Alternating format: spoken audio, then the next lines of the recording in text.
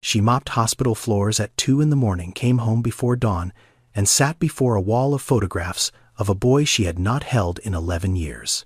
He attended a private school outside Atlanta, lived in a house with a lawn, and every March 14th placed flowers on a grave bearing the name of a woman he believed was his mother. Nadine Holloway had not slept through a night since 2014, not because of work, because sleep meant letting go. She did not call herself a victim. She called herself a mother still looking. The pediatric ward at Temple University Hospital was quiet at 2:15 in the morning, in the way that hospital wards are quiet, which is not silence, but the organized hum of machines keeping people alive. Nadine pushed the mop in long, even strokes down the corridor, the same corridor she had mopped 5 nights a week for the past 4 years. The floor was linoleum pale green, scuffed from years of gurney wheels and rubber-soled shoes. The fluorescent lights above gave everything the same flat brightness, regardless of the hour. 2 in the morning looked identical to 2 in the afternoon under these lights. Time did not pass here. It was managed. She had requested this ward. She could have worked the surgical floor, which paid a shift differential. She could have worked the administrative wing, which was easier. She asked for pediatrics, and the supervisor had looked at her for a moment longer than necessary and then approved the transfer without asking why. Nadine knew why. She did not explain it to anyone because explaining it would have required saying out loud what she had never said out loud, which was that being near children was the only thing that made the nights bearable and the only thing that made them worse. She paused outside room 412. Through the glass panel in the door, she could see a boy asleep in the bed. He was 5, maybe 6. An IV line ran from his left hand to a pole beside the bed.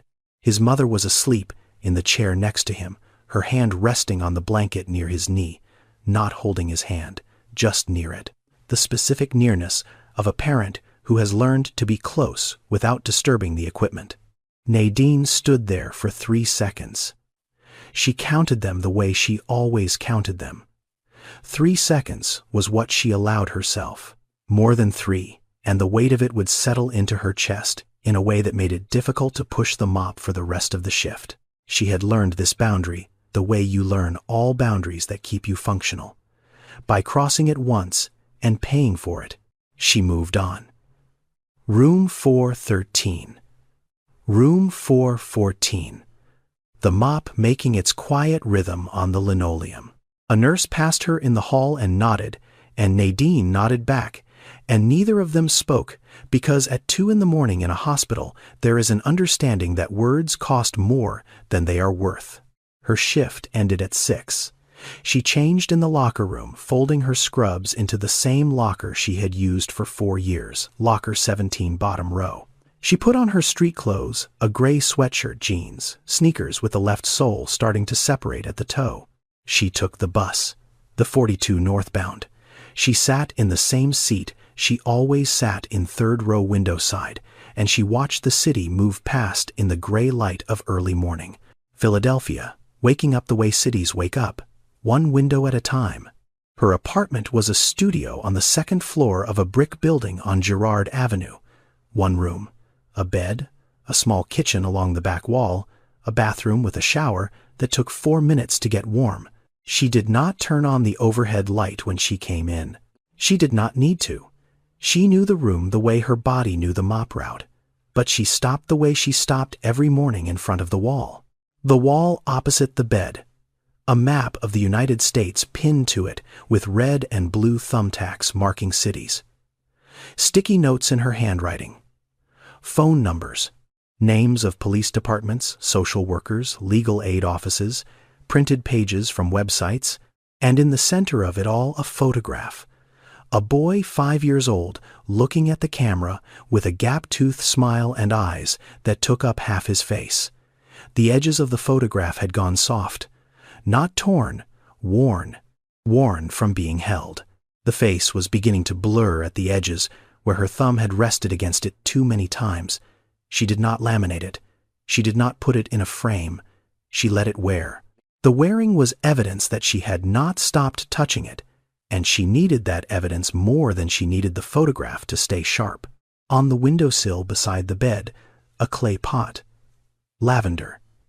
She had kept lavender alive in this apartment for 11 years. Not because she liked it, because Elijah had liked it. When he was 3, he had grabbed a handful from a neighbor's garden and held it to his nose and laughed, and she had carried that specific laugh in her body the way some people carry scars. Invisible from the outside, structural on the inside. She watered the lavender. She made coffee. She sat on the edge of the bed and looked at the wall. Every Saturday morning at 8, there was a knock on her door. The same knock. 3 taps, a pause, then 2 more. Miss Lorraine Jessup, 74 years old, 4'11", white-haired, and the kind of thin that comes from decades of eating last and worrying first. She lived in apartment 214 directly below Nadine. She brought cornbread wrapped in foil every Saturday. She brought coffee she had already made because she said Nadine's coffee tasted like punishment. Miss Lorraine had been a social worker for the city of Philadelphia for 31 years before she retired. She had spent 3 decades inside the system that Nadine had spent 11 years beating against from the outside. She knew its machinery. She knew its failures. She knew the specific shape of the gap between what the law promised and what it delivered, because she had watched families fall through that gap for most of her professional life. She did not say things like, "Stay strong" or "Keep the faith." She said things like, "Who are we calling today?" She said things like, "Did you follow up with the office in Fulton County?" She said things like, "I pulled the updated guidelines from the Department of Justice website, and there is a new provision we have not tried." She sat at Nadine's small table with her cornbread and her coffee, and she said on this particular Saturday morning in October, 200,000. Nadine looked at her. "Every year," Miss Lorraine said, "more than 200,000 children are taken by a parent in this country every year. That is the number. The Department of Justice published it, and then the world kept moving as if it had not." She broke off a piece of cornbread. She chewed it slowly. Parental abduction is the crime the world does not call a crime until it has already taken everything. Nadine said nothing. She held her coffee with both hands and looked at the photograph on the wall, the one with the blurring edges and the gap-toothed smile, and she thought about the number 200,000, and she thought about the fact that her son was one of them, and that most people who heard that number would nod and feel something for a moment, and then return to whatever they had been doing before they heard it. She finished her coffee. She picked up the phone. In a house in Brookhaven, a suburb north of Atlanta, where the lawns were edged with precision and the mailboxes stood in a line like soldiers, Elijah Price sat at a breakfast table and did not eat. The kitchen was large. Granite counters, stainless steel appliances, a window above the sink that looked out onto a backyard with a fence and a magnolia tree. Corinne was at the stove making eggs. Darnell sat at the head of the table, reading something on his phone. The morning moved around Elijah in its organized way. Coffee poured, plates set, orange juice in a glass that Corinne placed in front of him, with a small smile that he returned with a smaller one. He sat at the far end of the table. He did not touch his plate until Darnell picked up his fork. This was not a rule anyone had spoken out loud. It was a rule Elijah's body had learned the way bodies learn things in houses where the atmosphere depends on one person's mood. You wait, you read, you calibrate, then you act. He had been doing this so long he did not know he was doing it. Darnell looked up from his phone. "You have practice today." "Yes, sir." "What time?" 3:30. Darnell nodded. He went back to his phone. Elijah ate his eggs. Corinne sat down with her own plate and asked him about a history test, and he answered with the specific politeness of a child who has been trained to give complete answers without volunteering extra information. He was not rude. He was not cold. He was careful. And being careful at 16 looked so much like being well raised that no one had ever thought to look beneath it. At school he was quiet. He had friends, in the way that quiet people have friends, but a few around the edges, none of whom knew him past a certain depth because he had never let anyone past that depth. His art teacher, a woman named Mrs. Okafor, had noticed him years ago. He drew constantly, charcoal mostly, and he drew the same thing over and over with small variations. Faces, women's faces, not copied from photographs or screens, drawn from something internal. Mrs. Okafor had asked him once in 9th grade who the woman in his drawings was. He had looked at the page for a moment and said, "I do not know. I just draw faces." He said it without sadness. He said it the way you say a fact you have never examined, because examining it would require tools you do not have. She had not asked again, but she had kept every drawing he had given her for class. She had a folder of them in her desk, 17 faces, all slightly different, all clearly the same person. Every year, on the 14th of March, Darnell drove Elijah to a cemetery on the south side of Atlanta. They parked in the same spot. They walked the same path between the rows. They stopped at a headstone that read Nadine Price, and a date and nothing else. No photograph, no epitaph, no flowers except the ones they brought. The grass around it grew the same as the grass around every other stone. There was no evidence that anyone besides the two of them had ever stood here. Elijah placed the flowers. He stood for a minute. He did not cry. He had not cried here since he was 8. He stood, and he looked at the name, and he felt something that he could not describe because he had no memory attached to it, only the absence of memory, which is its own kind of feeling, a shape where something used to be. Darnell stood beside him. He put his hand on Elijah's shoulder. He said, "She loved you." He said this every year, the same words, the same tone. And every year, Elijah nodded, because what else do you do when your father tells you your dead mother loved you? You nod. You accept the shape of the story you were given. You do not ask why there are no other relatives who visit. You do not ask why there are no photographs of her in the house. You do not ask because the answers have always been the same. It was too painful. I put them away for your sake. Some things are better left in the past.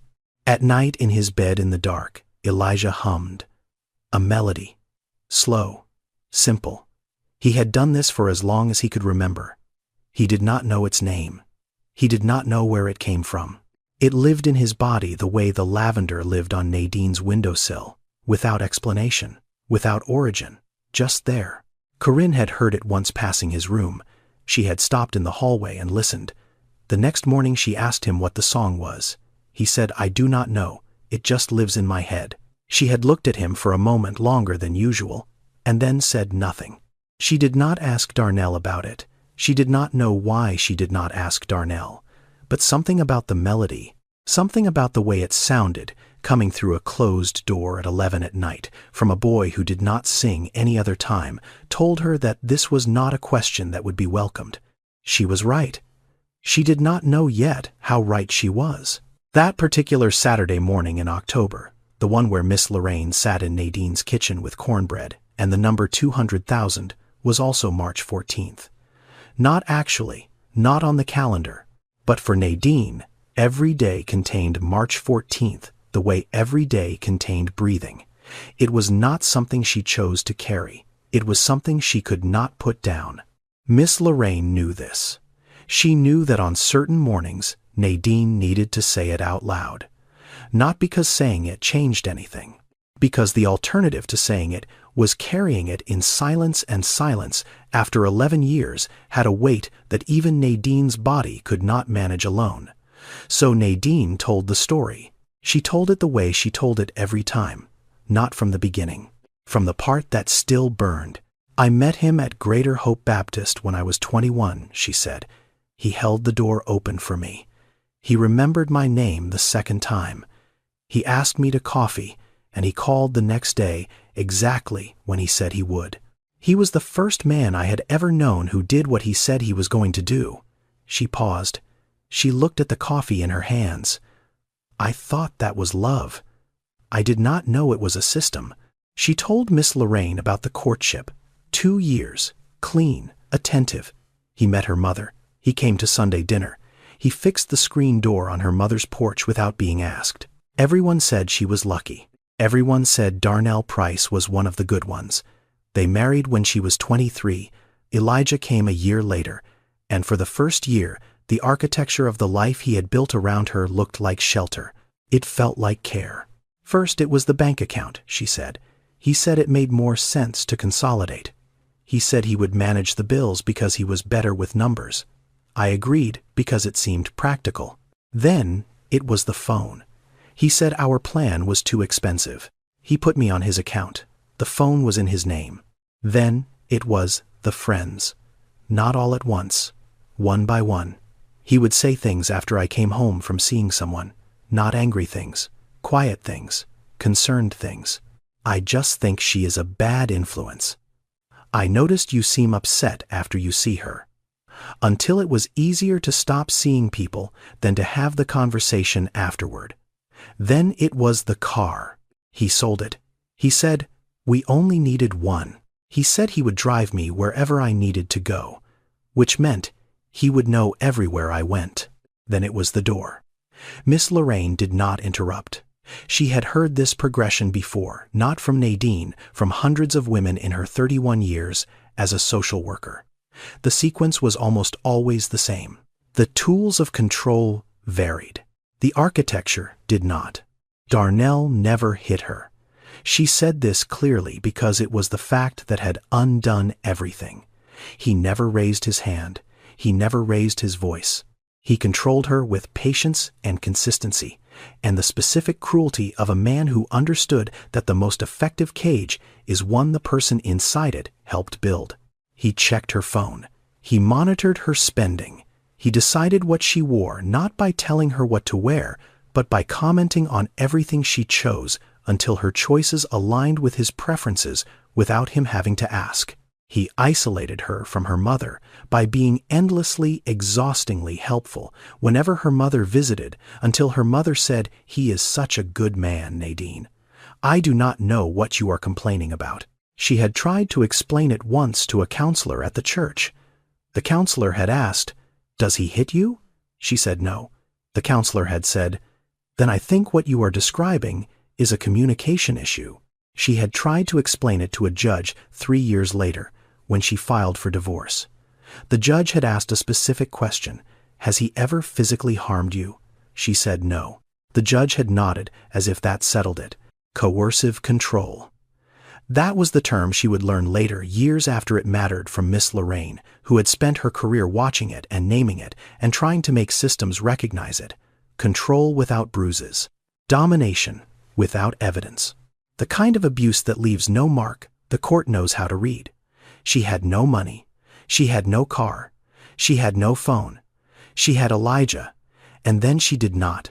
Miss Lorraine set down her coffee cup. She had heard this part before. She listened again because listening again was what Nadine needed, and because Miss Lorraine understood that some stories do not get lighter with repetition. They get clearer. Nadine told her about the day.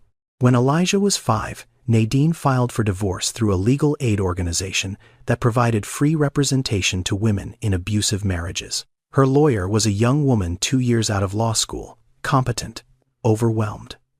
Carrying 47 cases at the time. Darnell did not shout. He did not threaten. He retained the most expensive family law attorney in their county. He filed a counterpetition for sole custody on the grounds that Nadine was psychologically unstable. He submitted affidavits from 4 witnesses: his best friend, his business partner, the pastor of their church, and Nadine's own mother, who signed a statement saying she had concerns about Nadine's mental health. Nadine's lawyer objected. The judge ordered a psychological evaluation. Nadine passed it. Darnell's lawyer requested a second one from an independent evaluator. The independent evaluator found no evidence of instability. Darnell's lawyer filed a motion for temporary custody. While the case proceeded, the judge granted it. Temporary, Nadine said, looking at the wall. That is what they called it. Temporary custody, pending investigation. As if temporary meant anything when your child is on the other side of it. Darnell picked up Elijah on a Tuesday. Nadine stood in the hallway of the courthouse while it happened. Elijah was holding a red backpack. He was wearing sneakers with dinosaurs on them. He looked back at Nadine and reached out his hand, not dramatically the way children reach, with full trust that the reaching would be met. Darnell carried him toward the elevator. The court-appointed officer stood between Nadine and the hallway, not blocking her. Present, a body in the space between a mother and her son that said without words that this was now the distance the law required. Her feet did not move. Not because she chose stillness, because something between her brain and her legs had stopped working. She stood in that hallway until it was empty. She stood there until a clerk came out of a side office and asked if she needed help. And she said no. And she walked to the bus stop and sat and waited for a bus she did not get on. Darnell changed his phone number within the week. He moved. He did not file a change of address with the court. His lawyer sent a letter to Nadine's lawyer, stating that his client had exercised his legal right to relocate. When Nadine called the police, the officer said, "Ma'am, he has legal custody. There is nothing we can do." When she called the county office, they said, "This is a custody matter, not a criminal matter." When she called the FBI, they said, "Ma'am, this is a civil dispute." Everyone told her the same thing in different words. He has the right, you do not. She called the legal aid office. Her lawyer had left the organization. Her case had been reassigned. The new lawyer had 53 cases. He said he would look into it. He did not call back for 6 weeks. By then, Darnell and Elijah had disappeared into a country of 330 million people with a court order in his pocket and a head start that grew larger every day. She did not accept this. She simply ran out of people to call that day. She called more people the next day, and the day after that, and every day for 11 years. Miss Lorraine reached across the table. She put her hand on Nadine's wrist. She did not say it would be okay. She did not say God had a plan. She said, "Who are we calling today?" Nadine looked at the wall. She looked at the photograph with the blurring edges. She picked up the phone. In Atlanta, in a house with a mowed lawn and a mailbox with 2 names on it, Darnell Price had built a version of the truth that required daily maintenance. He had not planned it as a permanent structure. He had planned it as a bridge, a temporary explanation for a 5-year-old boy who cried at night and asked where his mother was and needed an answer that would make the crying stop. That was how Darnell would have described it if anyone had asked, which no one did, because no one knew there was a question to ask. He sat on the edge of Elijah's bed on a Tuesday night 3 weeks after they arrived in Atlanta. Elijah was in pajamas with rockets on them. His eyes were swollen. He had been crying on and off for days the way 5-year-olds cry in waves that come and go without warning and that cannot be reasoned with because the child does not yet have the architecture for reason. Darnell said Mommy went to heaven. He said it simply. He did not elaborate. He did not describe an accident or an illness or a specific event. He said those 4 words and he waited. Elijah looked at him. He asked, "When is she coming back?" Darnell said, "She is not coming back." "But she loves you from heaven," Elijah cried. Darnell held him. The crying lasted 11 minutes. Darnell counted. He counted because counting gave him something to do with his mind while his hands held his son and his conscience held something he had not yet learned to name. Elijah stopped crying. He fell asleep. He asked again 2 weeks later, and again a month after that. Each time, the question was slightly different and slightly smaller. Is Mommy still in heaven? Does Mommy see me? Did it hurt when she went? Each time Darnell answered with the same careful brevity. Yes, yes, no. She did not feel any pain. The questions stopped eventually. They always do. Children stop asking not because they stop wondering, but because they learn that some questions do not produce new answers. They learn to carry the shape of the missing thing without examining it. Elijah was 5. He learned. Over the following months, Darnell built the rest of the story, the way a man builds a wall, 1 brick at a time. He told Elijah it was a car accident. Quick, she was driving at night. There was nothing anyone could have done. He chose March 14th as the date, not because anything had happened on March 14th, but because he needed a day, and that was the day he filled out the paperwork. He bought a burial plot at Hillcrest Memorial on the south side of Atlanta. He paid for a headstone. He had them engrave Nadine Price and the date and nothing else. No photograph, no verse, no epitaph. Just a name and a number on a piece of granite in a row of other pieces of granite. It looked like every other grave. That was the point. Every year, on March 14th, he drove Elijah to Hillcrest. They brought flowers. They stood. They were quiet. Darnell put his hand on Elijah's shoulder and said, "She loved you." And Elijah nodded, and they drove home. The ritual was maintained with the same discipline Darnell applied to everything. It was part of the maintenance. The wall needed tending. 2 years after arriving in Atlanta, he met Corinne at a real estate networking event. She was 31, smart, self-possessed, building her career. He told her his first wife had died in a car accident. She said she was sorry. He said it was a long time ago. She believed him because there was no reason not to. He was a man with a son and a business and a story that was sad, but not unusual. People die in car accidents. Husbands raise children alone. The world was full of these stories, and they were all true, and his was not, and it fit perfectly among them. Corinne married Darnell when Elijah was 8. She loved the boy. She tried to be close to him. She cooked his favorite meals. She went to his school events. She asked about his friends.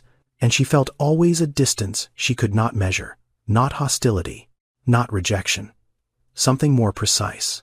A boundary that Elijah maintained without knowing he was maintaining it. The way you maintain a wall you were born behind and have never seen from the other side. She did not push. She thought it was grief. She thought it was the normal reserve of a child who had lost his mother young. She was partly right. She was entirely wrong. In Darnell's home office, in the bottom drawer of his desk, there was a metal box with a combination lock. Elijah had seen it once when he was 9. He had asked what was in it. Darnell had said, "Work papers." He said it the way he said most things, calmly, completely, without a crack. Inside the box there were 3 things: a copy of the temporary custody order from a courthouse in Philadelphia, which had never been made permanent because Darnell had never gone back to court; a printed log of 47 missed calls from a number that belonged to Nadine spanning the first 2 years, calls he had received on a phone he kept in a drawer and checked once a week to confirm she was still trying, and a sealed envelope from a legal aid attorney in Philadelphia, addressed to Darnell, postmarked 6 years ago. He had never opened it. He had kept it because throwing it away felt like evidence of something, and keeping it sealed felt like the absence of evidence. As long as he did not open it, he did not know what it said. And not knowing was a kind of protection that worked better than any lock. The box sat in the drawer. The drawer sat in the desk. The desk sat in the office of a house where a boy grew up believing his mother was buried in a cemetery he visited once a year with flowers and silence, and a father's hand on his shoulder. The wall held. For 11 years, the wall held. On the other side of it, Nadine had not stopped. Year 1, she called every police department within 500 miles of Philadelphia.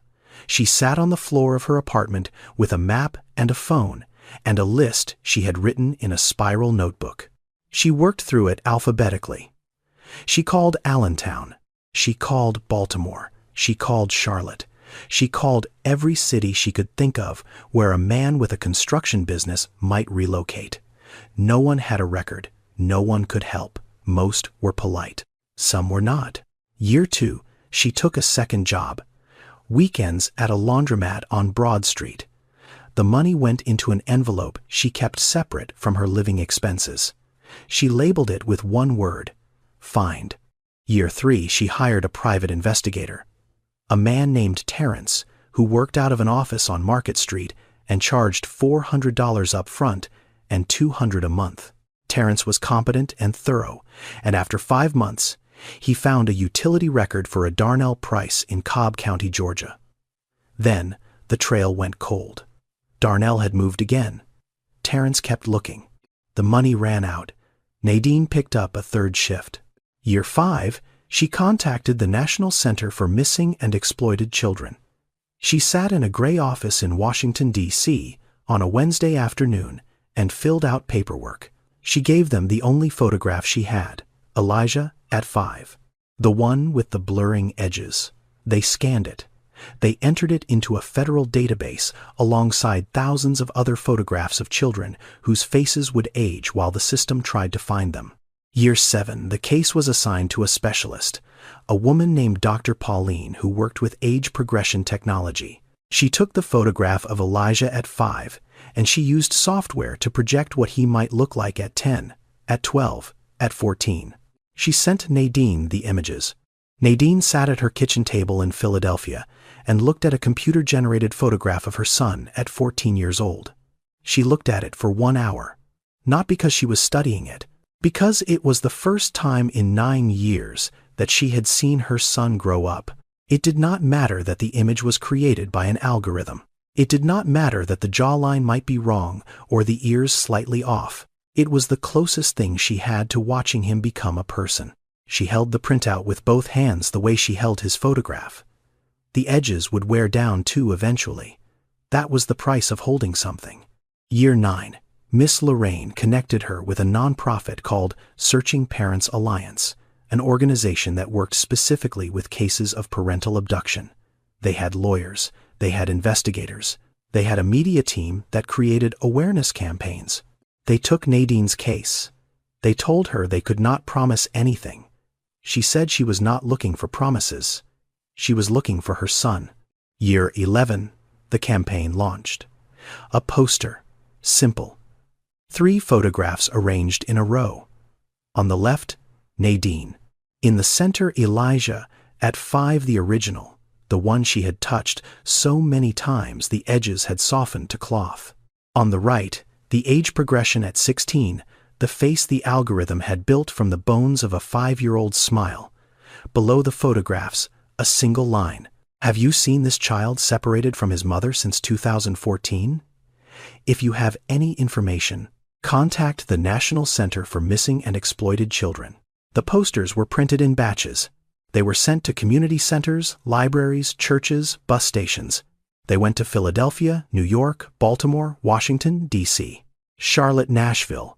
And because a volunteer at the distribution center had once lived in Georgia and still had contacts there, Atlanta, the poster arrived in Atlanta on a Tuesday in October.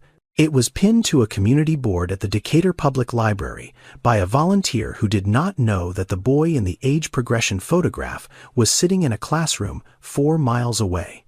2 weeks before the poster arrived, Elijah sat in Mrs. Okafor's art class on a Thursday afternoon. The assignment was a portrait from memory, not a copy from a photograph, not a still life. A face you carried, someone you remembered.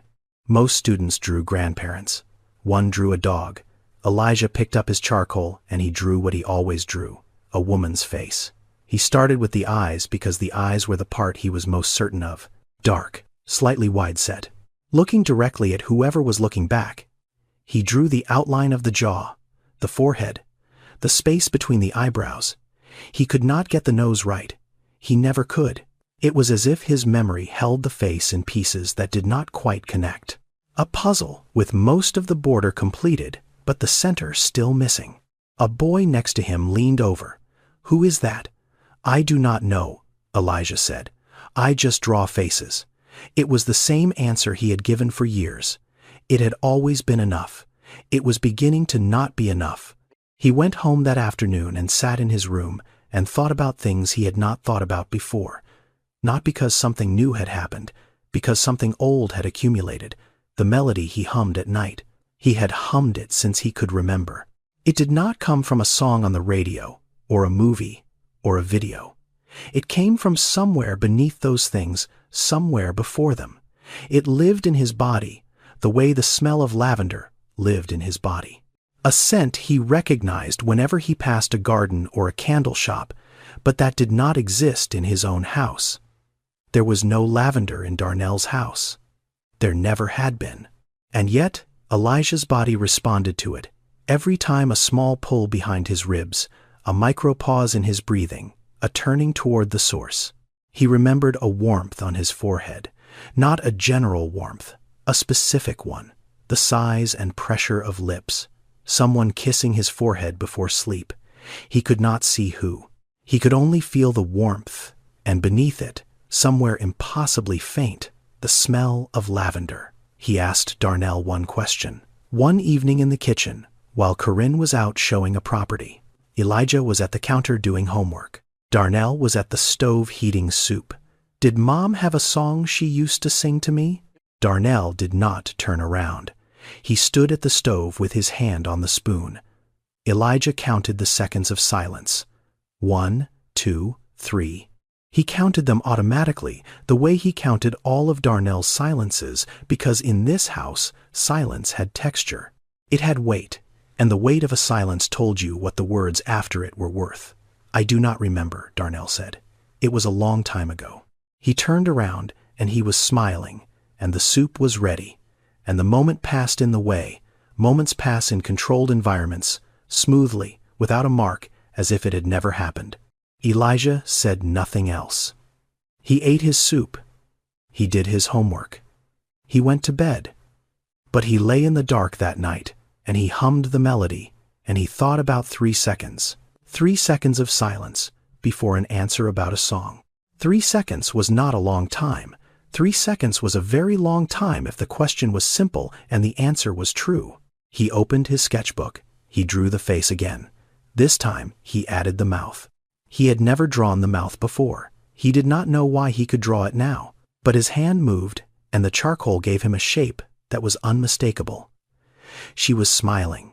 The Decatur Public Library was a flat brick building on Sycamore Street, with a parking lot on one side and a community garden on the other. Elijah's class went there on a Wednesday for a research project on local history. 23 students, a teacher, a bus.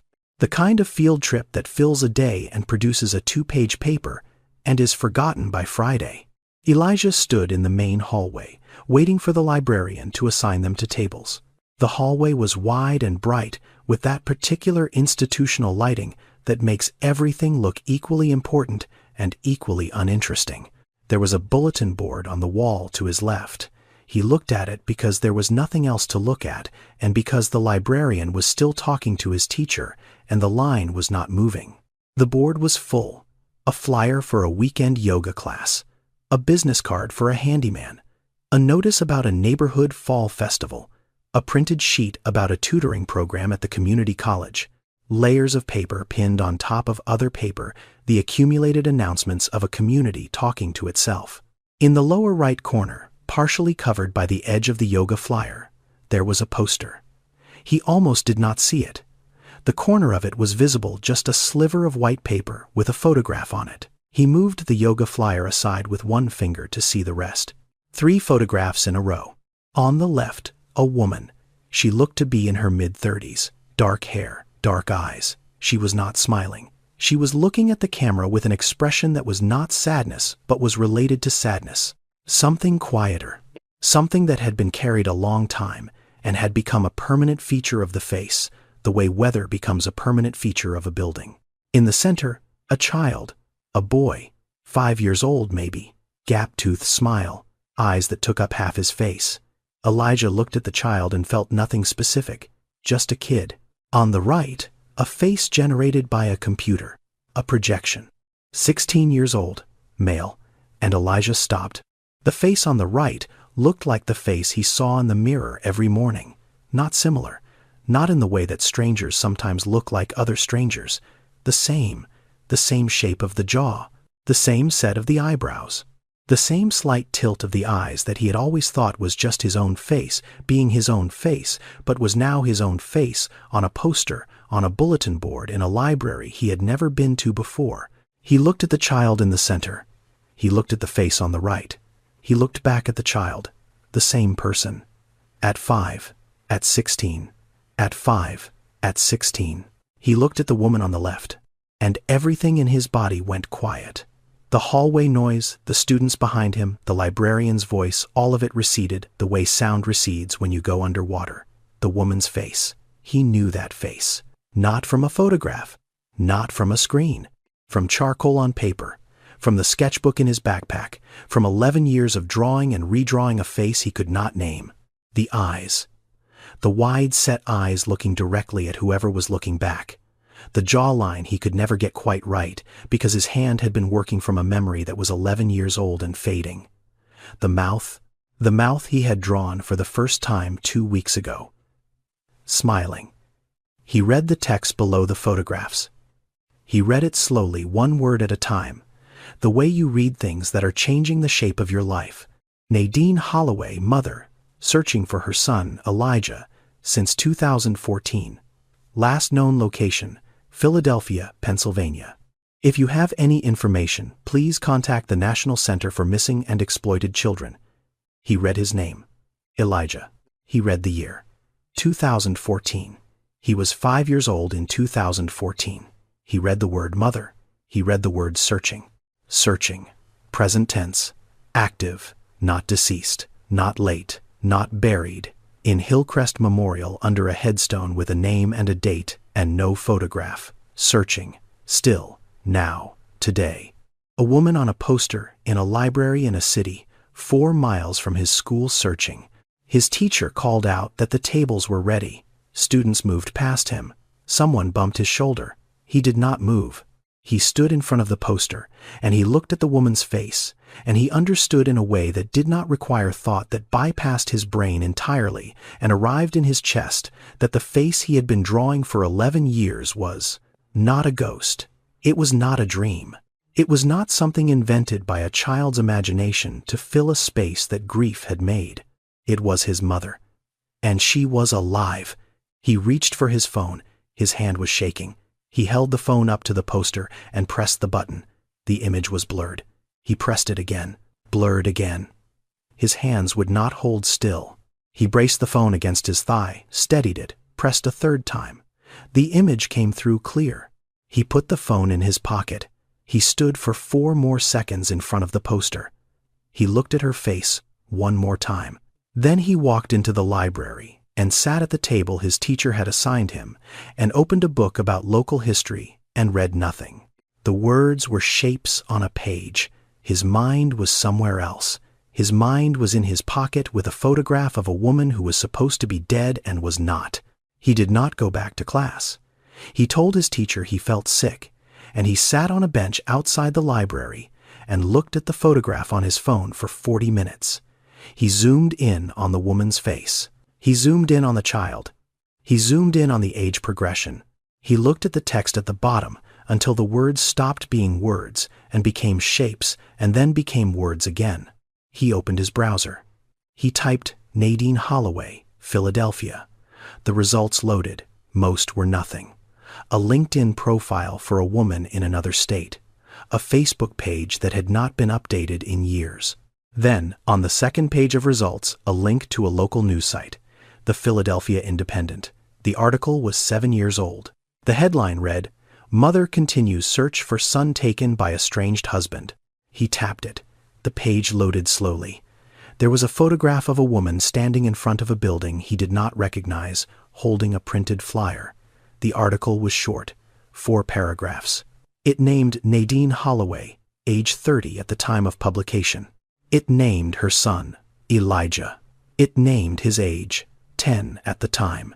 It named the year he was taken, 2014. It named the city, Philadelphia. It named the father, Darnell Price.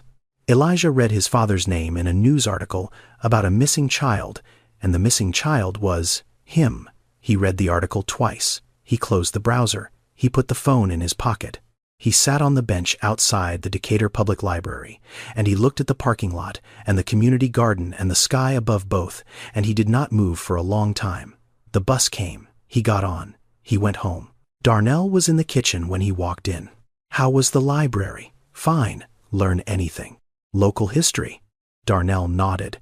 Elijah went upstairs. He ate dinner that evening. He answered questions about his day.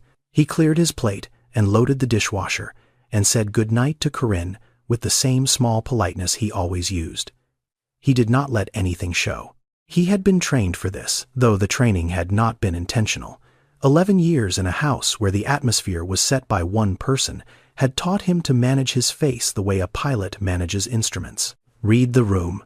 Adjust. Do not let the turbulence show on the surface. It was a survival skill he had learned without knowing he was learning it, and it was protecting him now in a way Darnell had never anticipated. He lay in bed until 2 in the morning. He counted the minutes the way he counted silences. When the house was completely still, when Darnell's breathing had settled into the deep rhythm he could hear through the wall, Elijah got up. He walked downstairs in bare feet, avoiding the third step because it creaked, which was something he had known since he was 7. Darnell's office. The door was not locked. Darnell did not lock internal doors, because locked doors in his own house would have suggested there was something worth hiding, and the architecture of his control depended on the appearance that there was nothing to hide. The desk. Bottom drawer.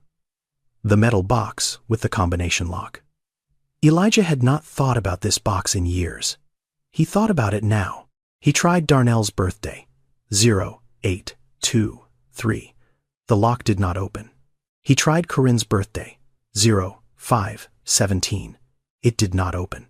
He sat on the floor of the office, and he thought about what numbers a man like his father would choose. Numbers that mattered. Numbers that anchored something.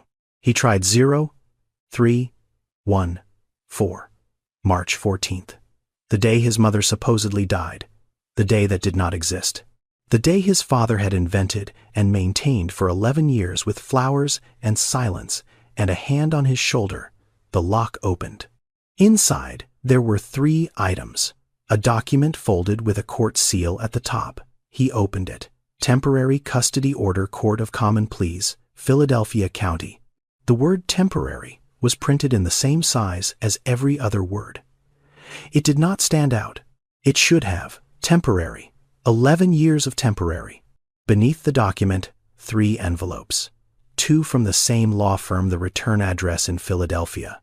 1 from a different firm. All 3 were sealed. Unopened. The postmarks spanned 6 years. Someone had been writing to his father, and his father had kept the letters, the way you keep evidence you are afraid to destroy and unwilling to read. At the bottom of the box, beneath everything, a photograph. Small, wallet-sized. A woman sitting on a porch step with a boy in her lap. The boy was 3, maybe. He was holding her hand. She was smiling. Not for the camera.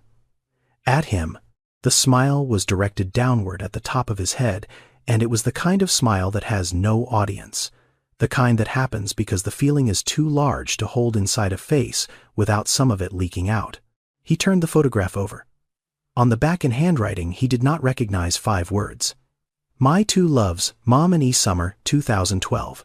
He sat on the floor of his father's office. He held the photograph. The woman on the porch step was the woman on the poster, was the woman in his sketchbook, was the face he had been drawing for 11 years without knowing her name. He knew it now. The face in the sketchbook had a name. 3 days passed. Elijah moved through them the way water moves through a crack in a wall, slowly, without being seen, changing the structure from the inside.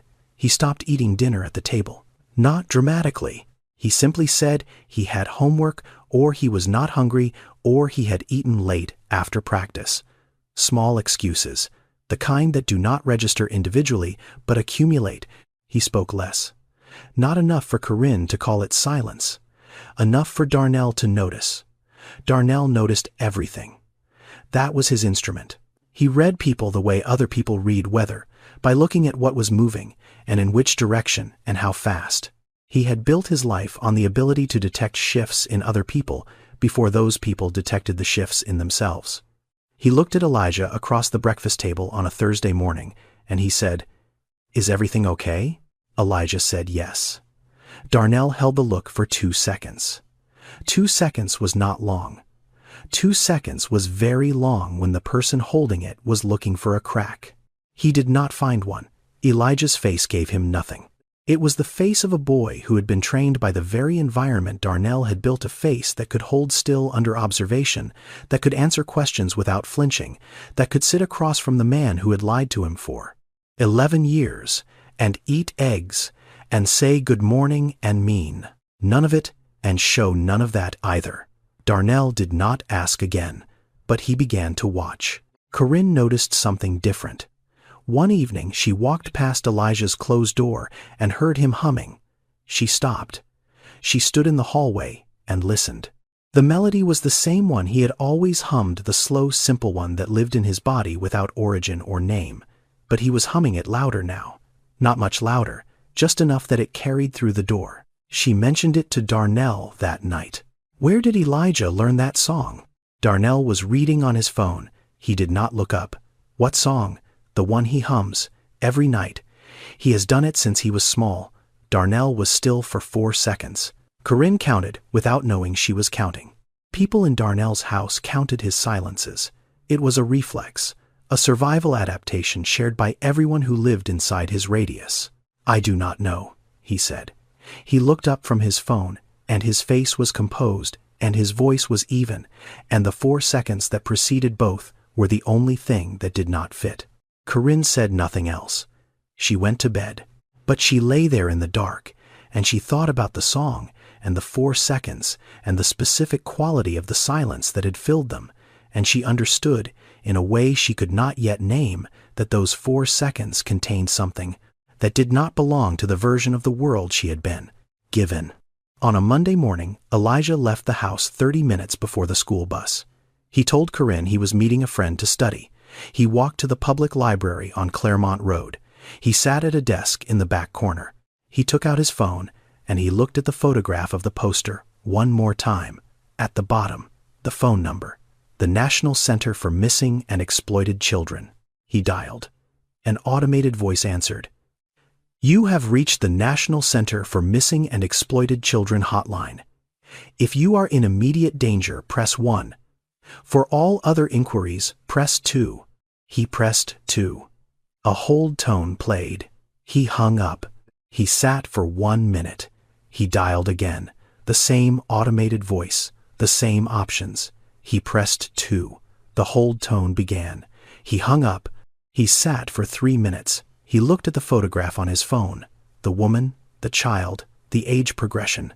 The word searching. He dialed a 3rd time. He pressed 2.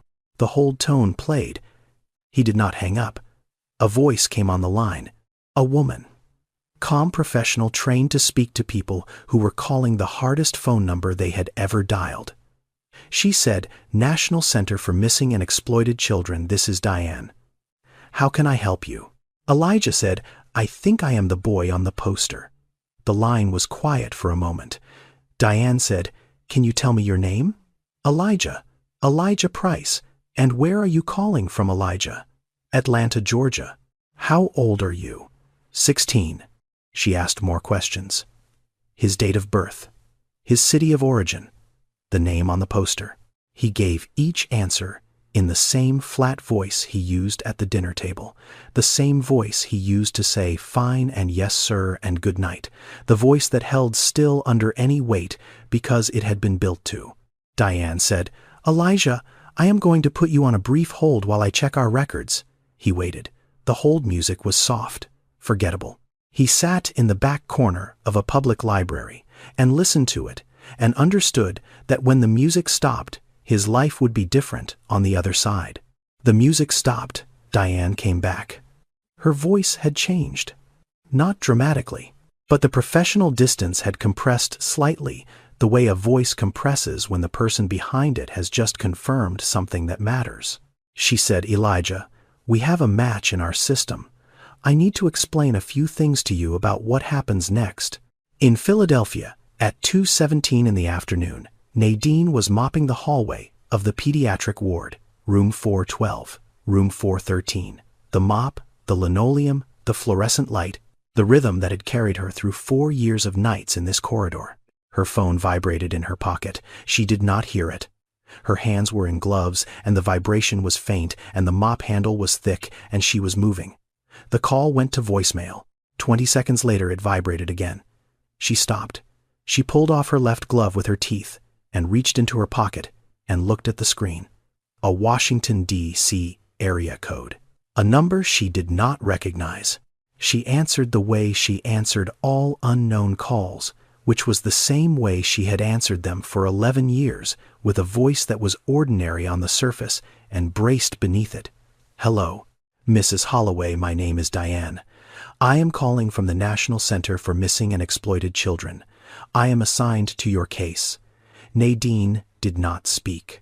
She stood in the middle of the hallway with the mop handle in her right hand and the phone in her left and the fluorescent lights humming above her, and she did not speak. 6 seconds passed. She counted them the way she counted everything. The way the whole world counted in this story. Seconds by seconds, silences by silences. The specific arithmetic of people whose lives depended on what came next. "Mrs. Holloway, are you there?" "I am here." Her voice did not change. Her hand changed. Her right hand tightened on the mop handle the way a person tightens on whatever is nearest when the ground shifts. Not because they choose to. Because the body decides before the mind catches up, Diane said. "We received a call this morning from a young man in Atlanta, Georgia. He is 16 years old.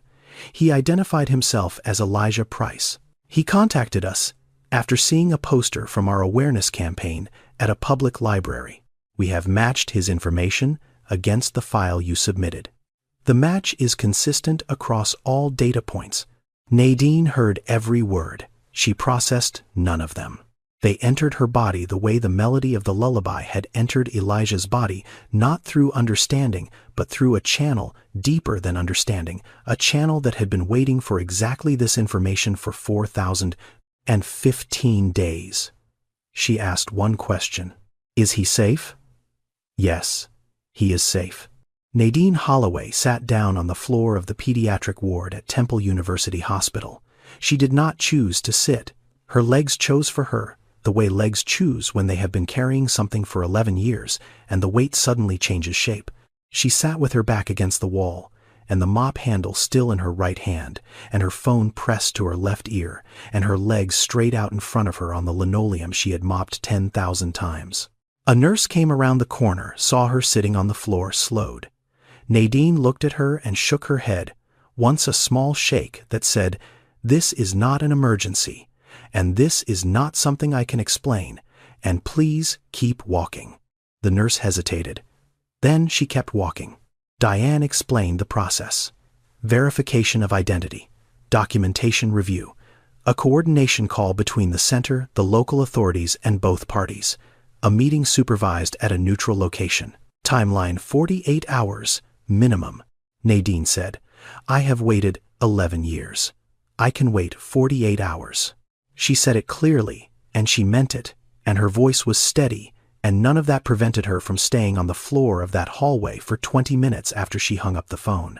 She sat there with the mop beside her, and the glove still off her left hand, and the fluorescent lights above her, and the quiet hum of the machines behind the closed doors, keeping other people's children alive. A doctor passed her. Then an orderly. Then another nurse. She did not move. She did not explain. She sat on the floor of a hospital she had cleaned for 4 years, and she held the phone in her hand like a compass point, the way the lavender sat on her windowsill, the way the photograph with the blurring edges sat on her wall like an object that said, "Something has changed. Something is beginning. Hold still." She held still. For 20 minutes she held still. Then she stood up. She pulled her glove back on. She picked up the mop. She finished her shift 2 days later, a Wednesday evening. Corinne was showing a property in Buckhead and would not be home until 9. Elijah knew this because he had checked her calendar on the refrigerator that morning. He had planned this the way his father planned things, quietly, completely, without a crack. He sat at the kitchen table. Darnell was at the counter pouring a glass of water. The house was quiet the way it was always quiet, the specific silence of a home where noise required permission. Elijah placed the photograph on the table, face up. Nadine on the porch step. Elijah at 3 in her lap, her hand around his, the handwriting on the back invisible but present. He placed it in the center of the table, the way you place a card you have been holding for a long time. Darnell turned around with his water. He saw the photograph. He went still. Not the dramatic stillness of someone caught, the controlled stillness of someone calculating. His eyes moved from the photograph to Elijah to the photograph again. "Where did you get that?" Elijah said nothing. "You went through my office." Elijah said nothing. Darnell sat down across from him. He set the glass on the table. He looked at the photograph as if he could change what it showed by looking at it long enough. Elijah said, "She is not dead." Not a question, a statement. 4 words laid on the table beside the photograph, and the table was now holding more weight than it had been built to hold. Darnell's face moved through a sequence. Elijah watched it the way he had watched his father's face for 16 years, reading the shifts, measuring the pauses, waiting for the version that would come out on top. First, nothing. The blank composure. Then something behind the eyes that might have been fear, or might have been recognition that fear was now appropriate. Then the pivot. "I was protecting you," Darnell said. "Your mother was not well. She was not capable of taking care of you. I made a decision that I believed was right for you." He said this calmly. He said it the way he said everything. With structure, with conviction, with the specific persuasiveness of a man who has been telling himself the same story long enough that it has become indistinguishable from truth inside his own head. Elijah listened. He let Darnell finish. He had learned a long time ago that silence was the most powerful tool in this house. He had learned it from the man sitting across from him. "You told me she was dead," Elijah said. Darnell looked at the table. It was easier than the truth. Easier for who? The kitchen went quiet. The refrigerator hummed. The clock on the wall moved. Darnell did not answer. He did not answer because the answer was obvious, and the obvious answer was not the one he had spent 11 years telling himself. Elijah stood up. He pushed the chair back. He looked at his father across the table, and he saw what he imagined Nadine had seen all those years ago. Not a monster. Something more ordinary and more dangerous than a monster. A man who believed his own reasons. "I already called them," Elijah said. "The center. They know my name. They know where I am. They know she is alive. You cannot undo that." He left the kitchen. He went upstairs. He closed his bedroom door. He sat on his bed in the dark, and he hummed the melody, and this time the melody had a source, and the source had a name, and the name was Nadine, and she was alive, and she had been looking for him for 11 years while he placed flowers on an empty grave. Darnell sat alone at the kitchen table, the photograph between his hands, the glass of water untouched, the house around him exactly as it had been 5 minutes ago, and entirely different. He had spent 11 years maintaining a story that required him to believe it as deeply as his son did. The problem with building a world out of a lie is that you cannot leave it when it collapses. You are inside it when it falls. For the first time in 11 years, he did not have a plan for what came next. The verification took 48 hours. Elijah's identity was confirmed through records held by the Philadelphia Court of Common Pleas. Nadine's identity was confirmed through the case file she had maintained with the National Center for Missing and Exploited Children for 6 years. A supervised meeting was arranged at the center's regional office in Atlanta. Friday afternoon, 2 o'clock. Nadine flew from Philadelphia on a Thursday evening. The ticket was purchased by Miss Lorraine Jessup, who had taken the money from a savings account she had kept for 31 years and had never spent because she had always said she was saving it for something important, and she had never found anything important enough until now. Nadine packed no bag. She carried 3 things: the photograph of Elijah at 5, with the edges worn soft from holding, a sprig of dried lavender cut from the pot on her windowsill, her identification. That was all. She did not bring clothes for a second day because she could not think past the first one. She could not think past 2 o'clock on Friday afternoon. The office was in a building on Peachtree Street. Gray carpet, fluorescent lights, a waiting room with plastic chairs and a water cooler, and a stack of brochures on a side table. Nadine sat in one of the plastic chairs. Her hands were on her thighs. Her back was straight. She did not move. She did not look at the clock. She did not check her phone. She had waited 11 years, and the 20 minutes remaining were not significant as a measure of time, but they were significant as a measure of the body. Her pulse was in her temples. Her breathing was shallow. Her hands, the hands that had mopped a hospital floor for 4 years and held a photograph until its edges blurred and watered a lavender plant every morning as an act of faith. Her hands were completely still. She had made them still. She needed them still. The door opened. A caseworker came through first. Behind her, a young man. Tall. Taller than Nadine by several inches. Broad shoulders. Dark hair. 16 years old, and carrying the posture of someone who has been careful for so long that carefulness has become the shape of his body. Nadine looked at him. The photograph on her wall was 11 years old, and the face in it was 5. This face was not that face. This face had a jaw and cheekbones, and the beginning of the person he was becoming. But the eyes were the same eyes she had last seen in a courthouse hallway, reaching toward her full of a trust that had not yet learned it could be broken. Those eyes were not reaching now. They were watching her with the same expression she had seen on her own face in the bathroom mirror for 11 years. Careful, Elijah looked at her. He saw the face from the poster. He saw the face from the sketchbook. He saw the eyes he had drawn over and over with charcoal on paper. The eyes he had gotten right every time, because they were the one part of her his memory had refused to release. She was real. She was three-dimensional. She was breathing. Neither of them moved. The caseworker stood near the door. The room was quiet. The fluorescent lights hummed their flat institutional hum. The water cooler in the corner made a small bubbling sound.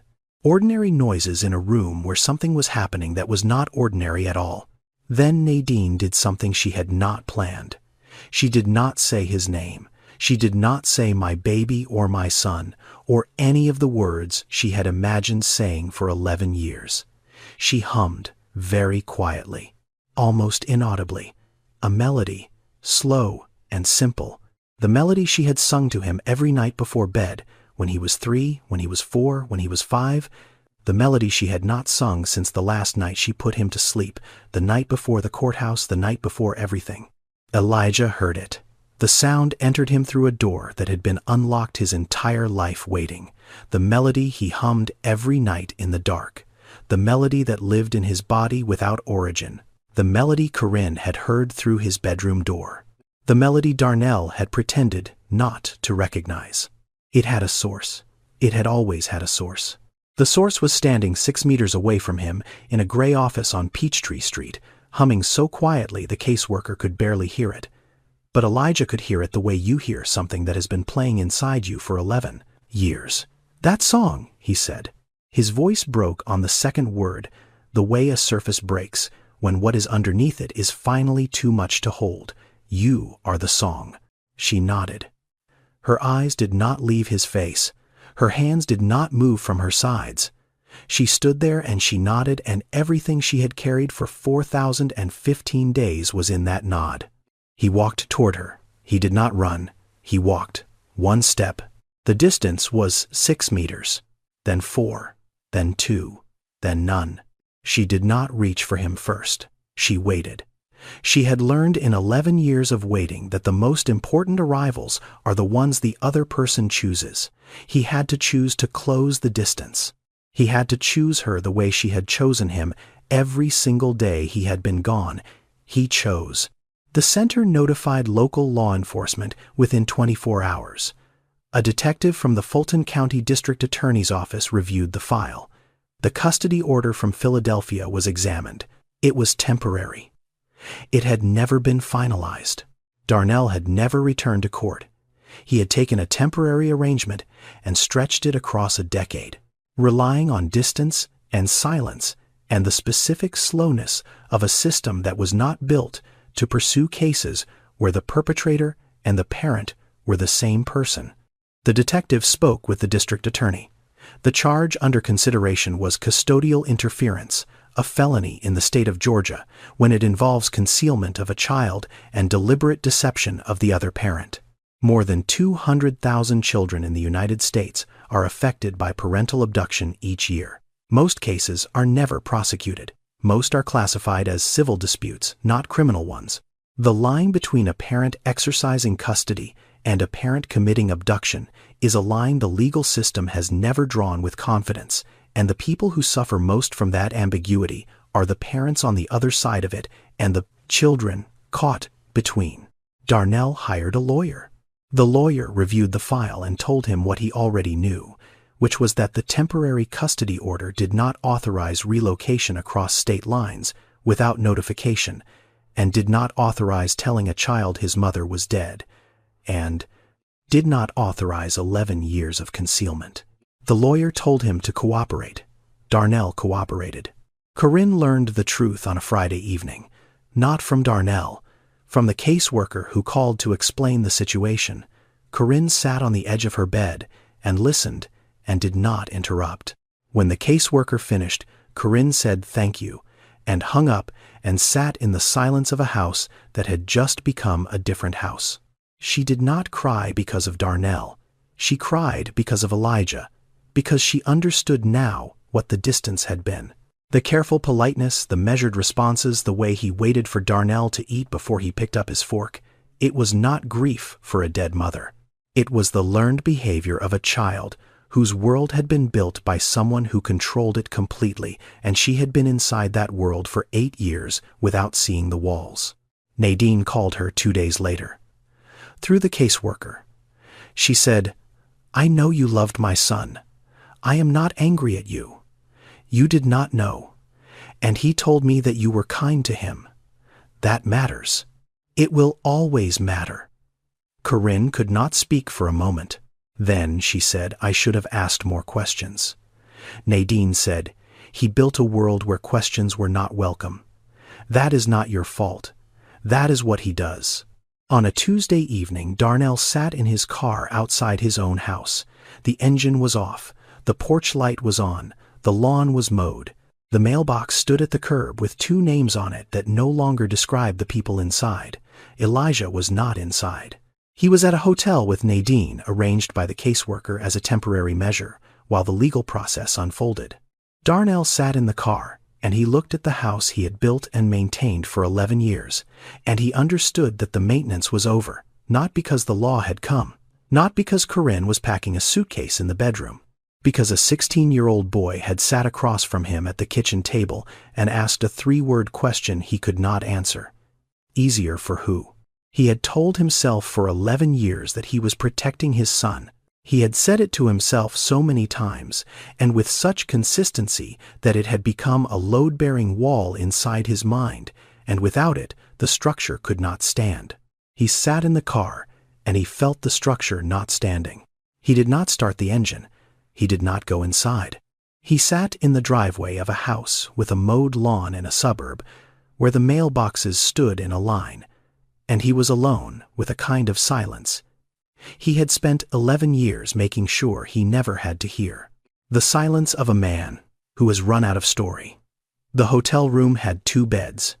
Nadine sat on the edge of one. Elijah sat in the chair by the window. The distance between them was 4 feet. It might as well have been 11 years. They did not talk about Darnell.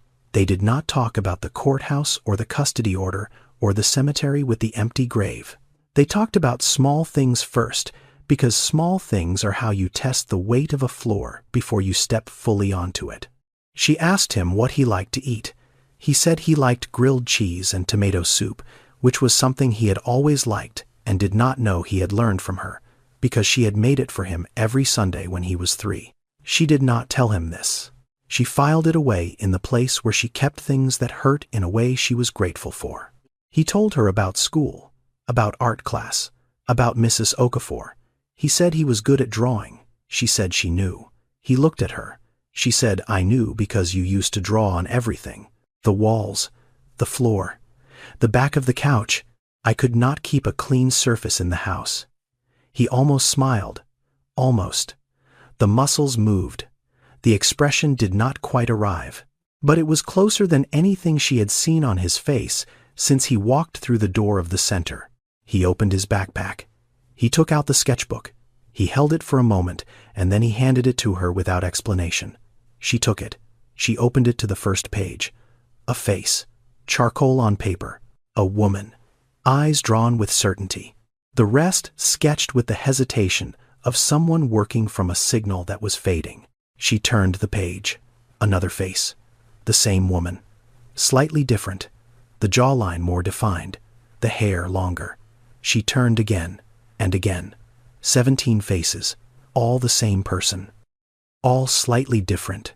All unmistakably her. She did not say anything. She turned the pages slowly, one at a time, and Elijah watched her turn them, and he understood what she was seeing. She was seeing that he had remembered her, not with his mind, with his hands. His hands had held on to something his memory had been told to release, and they had refused, and they had drawn her back into existence one page at a time for 11 years. She reached the last drawing, the one with the mouth, the smile.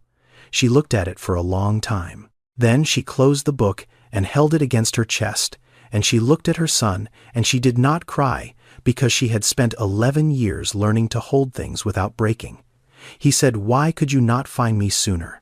The question was not an accusation. But it was not nothing either. It had an edge. The way a child's question has an edge when the child has been carrying it long enough for it to sharpen. She told him. She told him about the calls. She told him about the police departments, the lawyers, the FBI. She told him about the legal aid attorney who was carrying 47 other cases. She told him about the system that classified his disappearance as a civil dispute and moved on. She did not soften it. She did not apologize for it. She said, "The system was not built to find you. I found you anyway. It just took longer than any mother should ever have to wait." He was quiet. He looked out the window at Atlanta, a city he had lived in for 11 years, and that now felt like a city belonging to a version of himself that was ending. Nadine reached into her bag. She pulled out a small object wrapped in a paper napkin. She unwrapped it and set it on the table between them. A sprig of dried lavender, brown and brittle, the leaves curling inward. It did not look like much. It looked like something a person would throw away. Elijah looked at it. He breathed in. The scent was faint but specific, and when it reached him, it did not arrive through his nose. It arrived through a door in his body that opened directly into a room he had not been inside since he was 5 years old. A bedroom, night. A woman's hands smelling of lavender. The warmth of those hands on his forehead. The melody starting. The lights going off. The feeling of being held inside something safe. He breathed out. His eyes were wet. He did not wipe them. Nadine's phone buzzed. She looked at it. She answered and put it on speaker. Miss Lorraine's voice filled the small hotel room thin and clear, and carrying the specific authority of a woman who had spent 74 years choosing her words carefully. "Is that him?" Miss Lorraine said. "It is him," Nadine said. "Elijah," Miss Lorraine said. "My name is Lorraine Jessup. I have been sitting in your mother's kitchen every Saturday morning for 11 years eating cornbread and making phone calls. Your mother has been the bravest woman I have ever known. And I have known a lot of women." Her voice wavered on the last word, not from weakness, from the specific weight of something that had finally arrived after a very long time in transit. 11 years of Saturdays. 11 years of who are we calling today? All of it leading to this room, this phone call, this boy sitting in a hotel chair with wet eyes and a sprig of dried lavender on the table in front of him. Elijah said, "Thank you." Miss Lorraine said, "Do not thank me. Show up. That is all anyone can do. Show up and keep showing up." She hung up. The room was quiet. The lavender sat on the table between them. Nadine on the bed. Elijah in the chair. The distance was still 4 feet. But the space inside it had changed. 3 weeks later, on a Tuesday evening in November, Elijah walked up the stairs of an apartment building on Moreland Avenue in Atlanta and knocked on the door of Unit 312.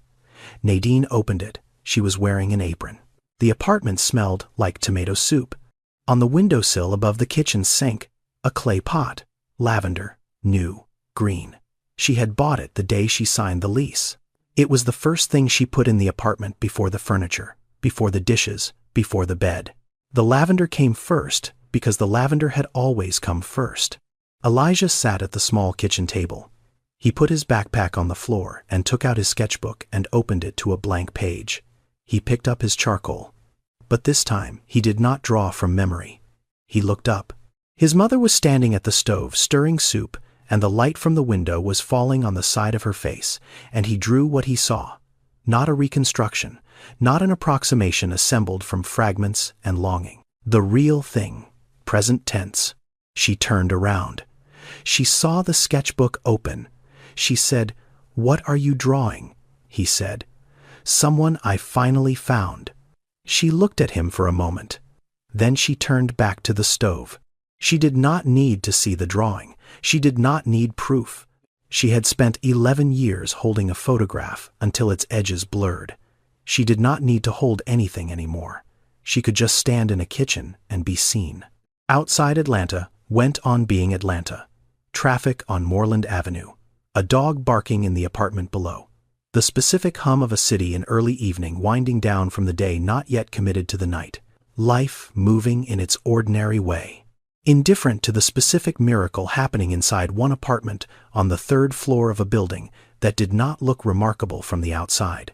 Some families are broken by the people inside them. Some families are found by the children who were told to stop looking. Before Elijah left that evening, Nadine did something she had not done in 11 years. She walked him to the door and she hummed. The melody. Their melody. She hummed it softly the way she used to hum it, when he was small and the world was a bedroom and a pair of hands, and a scent of lavender and the certainty that the voice above you would still be there when you opened your eyes. He was 16. He let her hum. He stood at the door with his backpack, and he let the melody reach him the way it had always reached him, through a channel deeper than hearing, and he closed his eyes for 2 seconds, and he was 5 and he was 16, and both of those things were true at the same time. On the windowsill of Nadine's old apartment in Philadelphia, the photograph of Elijah at 5 with the blurring edges now sat inside a frame. She had bought the frame at a dollar store the morning before she flew to Atlanta. It was plastic and plain, and it was the most important object she had ever purchased. The photograph did not need to be held anymore. It could rest. On a Saturday afternoon, Elijah returned to the Decatur Public Library.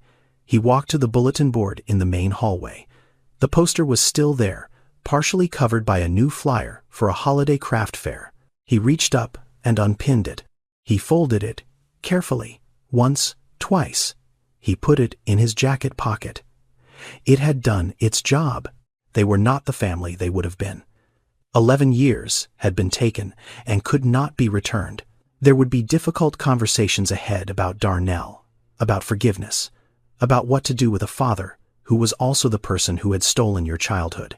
There would be legal proceedings and therapy sessions and nights when the distance between them felt wider than 4 feet, and mornings when it felt like nothing at all.